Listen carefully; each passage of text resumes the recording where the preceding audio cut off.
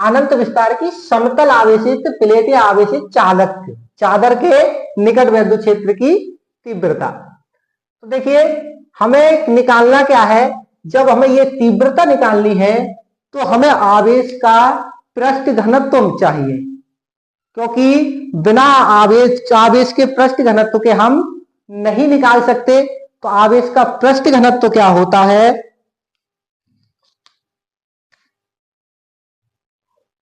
आवेश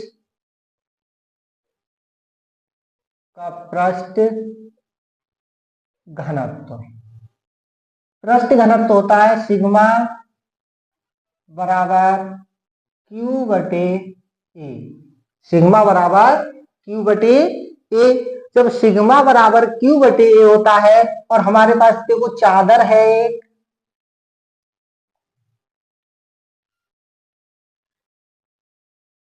एक चादर है और जिस पर आवेश पूर्णतः वितरित है, फैले हुए हैं,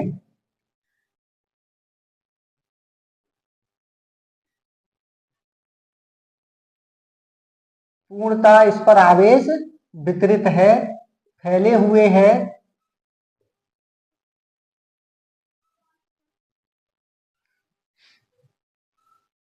इस पर आवेश फैले हुए हैं। अब देखिए जब ये आवेश इस पर वितरित है तो देखो यहां इसके क्षेत्रफल, आवेश के चादर के क्षेत्रफल, अब इसको मान लिया हमने ए, और यहां से यहां तक कोई बिंदु P, कोई बिंदु P मान लिया हमने, जो यहां से यहां तक गॉसियन पृष्ठ है। अब इस पृष्ठ को हमने गॉसियन पृष्ठ,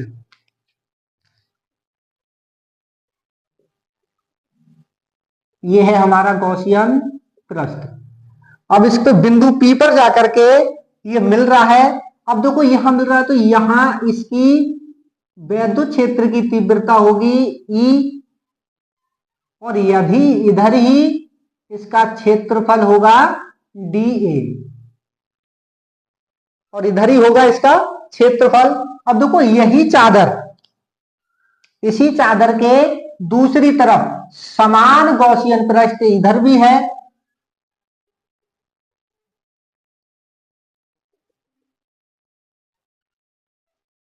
इधर भी एक समान गॉसियन पृष्ठ है जो बेलनाकार है, और ये इधर भी इसके वैद्युत क्षेत्र की तीव्रता है, और इधर ही इसका क्षेत्रफल भी बराबर है।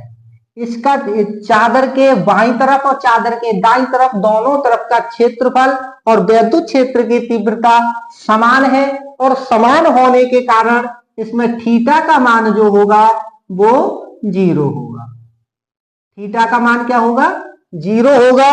और जब थीटा का मान 0 होगा तो दोनों प्लेट हमारी समान है, यानी कि जो चादर के इधर साइड और चादर के उधर साइड दोनों तरफ जो वैद्युत क्षेत्र की तीव्रता और क्षेत्रफल होगा वो समान होगा। अब देखो हम आवेश का पृष्ठ घनत्व सिग्मा बराबर Q बटे ए, इसको समझ लेते हैं। देखो यहीं से देख लो, यदि कोई आवेश किसी चादर पर या किसी पृष्ठ पर समान रूप से वितरित हो, देखो यहां पूरी तरह से वितरित हो और एक ही समान रूप का है, वितरित हो, तो पृष्ठ के प्रति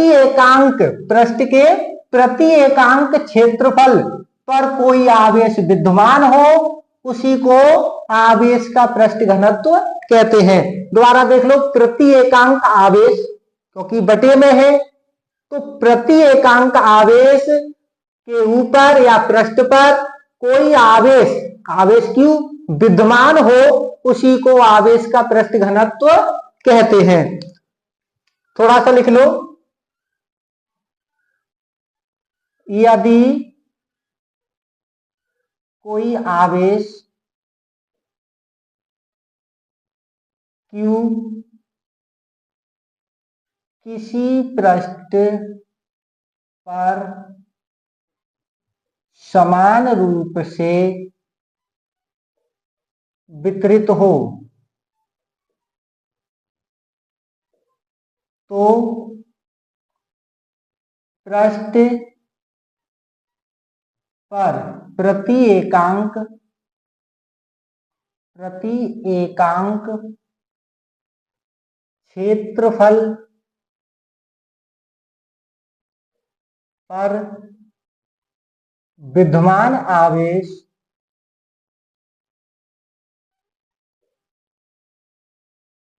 आवेश पृष्ठ का घनत्व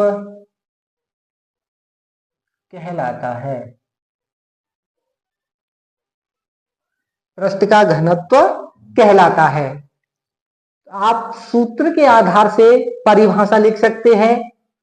यानी यदि कोई आवेश किसी पृष्ठ पर समान रूप से वितरित हो, पृष्ठ पर या पृष्ठ के प्रति एकांक क्षेत्रफल पर कोई आवेश विद्यमान है, उसी आवेश को आवेश का घनत्व कहते हैं, जिसे सिग्मा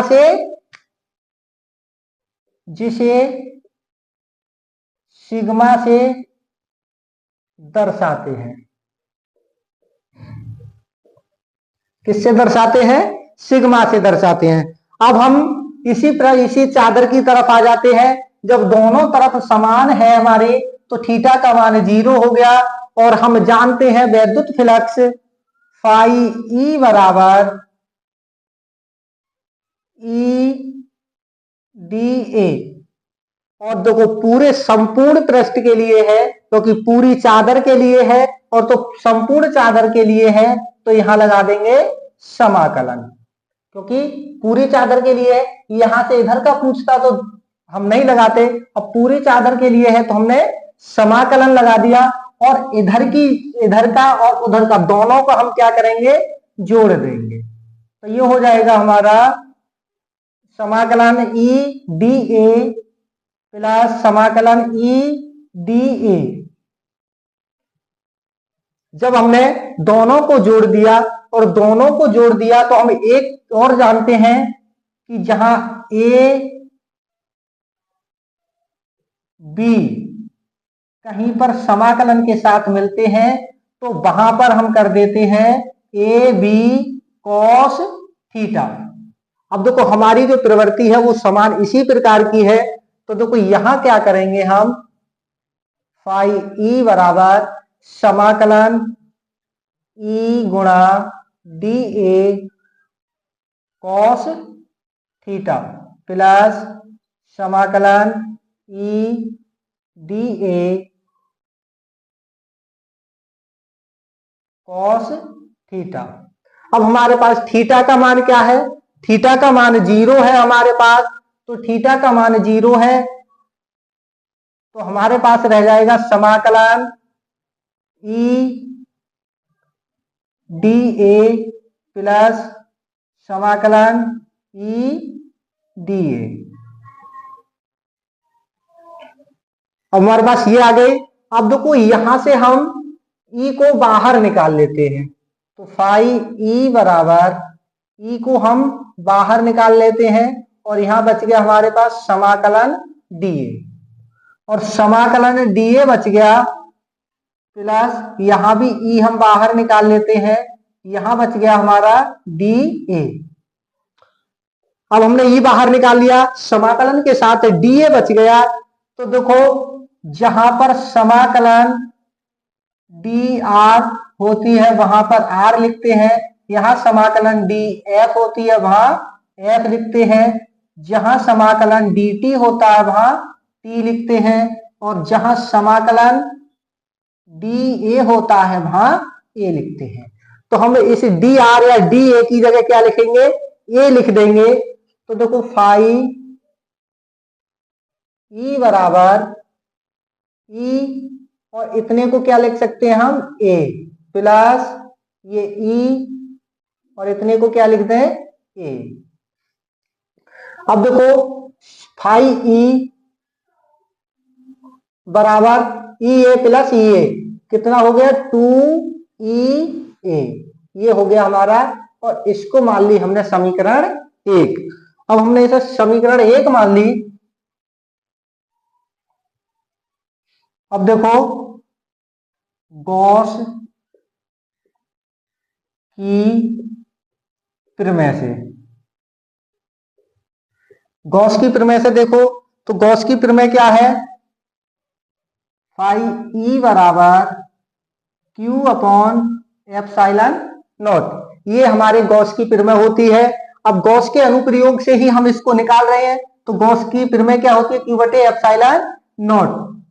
इसको मान लिया हमने समीकरण 2।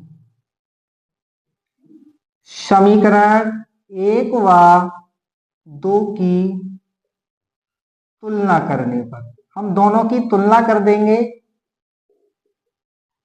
अब जब दोनों की तुलना करेंगे तो देखो Q अपॉन एप्सिलॉन नॉट बराबर यहां क्या है 2EA। अब थोड़ा सा ध्यान यहां दे लेना, देखो यहां Q की जगह Q का मान रखना होगा हमें। यहाँ Q है और यहाँ Q है, तो यहाँ Q का मान हमें रखना पड़ेगा, और हमारे पास Q का मान है नहीं, सिग्मा का मान है। हम Q का मान निकाल लेंगे तो Q का मान हो जाएगा, इस Q को बाहर निकाल लेंगे तो ये कहां चला जाएगा, गुणा में। तो Q बराबर सिग्मा E, ये हो जाएगा हमारा Q का मान। अरे पिछले डेरिवेशन में हमने Q को निकाला था तो लैम्डा बटे एप्सिलॉन नॉट तक हो गया। अब Q को हमने इधर निकाल लिया, सॉरी L था वहां L हो गया, और Q को हमने यहां निकाल लिया तो ये कहां चला गया, गुणा में चला गया। तो ये हो गया हमारा Q का मान। तो इस Q के मान की जगह हमको लिखना है सिग्मा A। सिग्मा A बटे एप्सिलॉन नॉट बराबर 2EA। अब देखो जो मान कटता है उसे काट दो, तो यहां से देखो सिर्फ A कैंसिल हो रहा है बस। जब A कैंसिल हो रहा है तो ये हमारा हो जाएगा, यहां क्या बच गया, सिग्मा बटे में एप्सिलॉन नॉट बराबर 2E, इतना बच गया। अब हमें निकालनी क्या है, वैद्युत क्षेत्र की तीव्रता निकालनी है। कहने का मतलब E हमें निकालनी है। तो E को हम यहां ले आते हैं, तो E बराबर, जब E को यहां ले आएंगे तो 2 गुणा में है, कहां चला जाएगा, भाग में चला जाएगा। तो सिग्मा बटे 2 एप्सिलॉन नॉट, और यही आ गई हमारी वैद्युत क्षेत्र की तीव्रता। किसके लिए, अनंत विस्तार के लिए। यही हमारा व्यंजक होगा। उम्मीद है अच्छा लगा होगा, जरूर समझ में आया होगा। ज्यादा कुछ नहीं है, सिर्फ थोड़ा ध्यान देने की कोशिश करना और